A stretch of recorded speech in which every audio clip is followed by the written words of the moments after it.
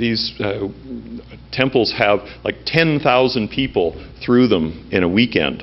And they would serve food to 10,000 people, and they would do it all on styrofoam, right? And to see the young people when they began to talk about it, recognizing this and seeing, the bags of garbage out behind with all of this, and switching to volunteering to do all the dishes. And to do that. And the Sikh Gurvardas are the same way. I mean, some of these big Gurvardas on the edge of Toronto, they have 25,000 people through them on a weekend. And somehow they serve food to all those people. It's a volunteer process. And they don't want to have dishwashers. They've installed dishwashers, but they never get used because there's a whole network of how they prepare the food and offer it, and generosity and connectedness, and and that's the service is part of how they live their life. And so making the connections to the ecological side of things is a natural extension for them, and you just have to sort of begin to connect some of those dots. For the Islamic mosque, the young people noticed that in a day there'll be up to 5,000 people come through the mosque, and part of the preparing for worship is the ablution, where you use water. And 5,000 people turning on the tap and using water, it's a lot of water. And so they've changed all the faucets to be low flow. And so they still have the ritual cleansing, but saves a phenomenal amount of water. St. Gabriel's Roman Catholic, the church, the only LEED gold church probably in North America, beautifully done. The whole thing is constructed to make the connection with the earth around. You come in and come up through past a living wall that exchanges the air and creates moisture and beauty into the main sanctuary.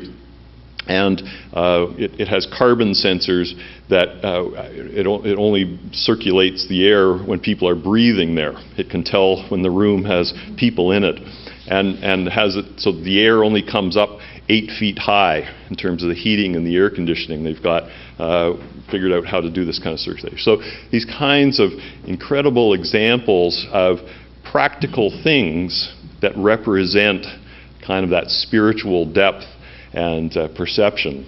And it's very exciting to be part of that kind of day-to-day connectedness. And it extends out into people's homes as they begin to think of their homes as sacred spaces and that kind of connection. So, it may seem like small things. Just one more example, just First Nive or synagogue, their connectedness with the gardens and being able to use their gardens to feed low-income people and to connect with each of the ways that they live in that synagogue are connected with their spiritual tradition. And so on and on, the kinds of neat examples. So why do I think this is so important? Well, it enables us to take those kinds of little steps. And again, from Homer Dixon's book, he talks about the potential for this synchronistic, I'm saying that wrong, failure, right? The kind of thing that we saw earlier, the climate change, oil shortage, growing gap, terrorism, potential for nuclear destruction, that we're living in this volatile age when you begin to add up all of the potential things that are on the horizons. And he uses the example of, we talked yesterday about living in cities, right? The 2003 blackout, where it just shut down this side of the country, and no communication, trying to get gas as possible, no electricity, our refrigerators were off, right? That kind of thing is on the horizon.